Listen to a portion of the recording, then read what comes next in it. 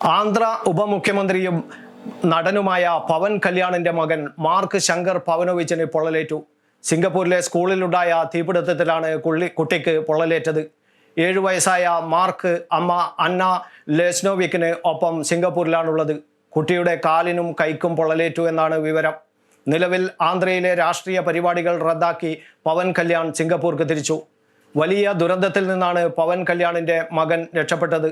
Tomato cooking school എന്ന vacation ക്യാമ്പിൽ പങ്കെടുക്കുകയായിരുന്നു കുട്ടി. സിംഗപ്പൂരിലെ 278 വാലി റോഡ് എന്ന വിലാസത്തിൽ ഉള്ള ഷോപ്പ് ഹൗസിലാണ് തീപിടുത്തം ഉണ്ടായത്.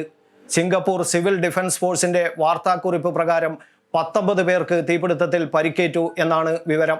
ഇതിൽ 15 പേർ കുട്ടികളാണ്. 4 മുതിർന്നവർക്കും അപകടത്തിൽ പൊള്ളലേറ്റു. രാവിലെ സിംഗപ്പൂർ സമയം 9:45 ദുരന്തം ഉണ്ടായത്.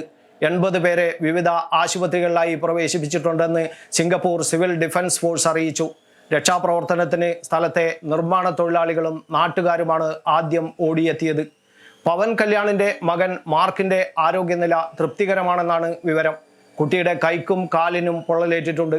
ശ്വാസകോശത്തിൽ കറുത്ത പുക കയറിയത് കാരണം കുട്ടിക്ക് ബോധമുണ്ടായിരുന്നില്ല.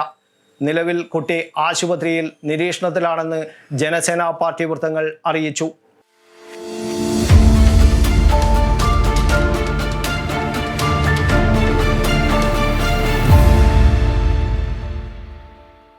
ശരി, പറയും എന്താ ഇങ്ങനെ പ്ലാൻ? കിച്ചൺ വർക്സും ഇന്റീരിയർ വർക്സും നമുക്ക് നല്ലൊരു ടീമിനെ ഏൽപ്പിക്കണം. പിന്നെ ഫർണിച്ചർ സുനിതയിൽ നിന്ന് എടുക്കാം. അവിടെ ആകുമ്പോ എല്ലാ മോഡൽ ഫർണിച്ചറും അവൈലബിൾ ആണ്. മോഡേൺ വേണമെങ്കിൽ മോഡേൺ, ട്രഡീഷണൽ വേണമെങ്കിൽ ട്രഡീഷണൽ. ഇനിയിപ്പോ ഇമ്പോർട്ടഡ് ഫർണിച്ചർ വേണമെങ്കിലോ അതും സുനിതയിലുണ്ട്. ചേട്ടാ, ഫർണിച്ചർ സുനിതയെന്നാണെങ്കിൽ മോഡുലർ കിച്ചണും ഇന്റീരിയർ വർക്സും അവരെ തന്നെ ഏൽപ്പിച്ചാ പോരെ? അതിനവർ ഇന്റീരിയർ വർക്സ് ഒക്കെ ചെയ്യുന്നുണ്ടോ? ഒരു വീടിന്റെ മുഴുവൻ ഇന്റീരിയർ ഡിസൈൻ ചെയ്ത് ഫിനിഷ് ചെയ്യാനുള്ള സ്പെഷ്യലൈസ്ഡ് ആൻഡ് എക്സ്പീരിയൻസ് ടീമും സ്വന്തമായ ഒരു മാനുഫാക്ചറിംഗ് യൂണിറ്റും ഉണ്ട് സുനിതയ്ക്ക്. ഇപ്പോൾ ഏത് ജനറേഷന്റെയും ഫേവറേറ്റ് സുനിത ഫർണിച്ചർ.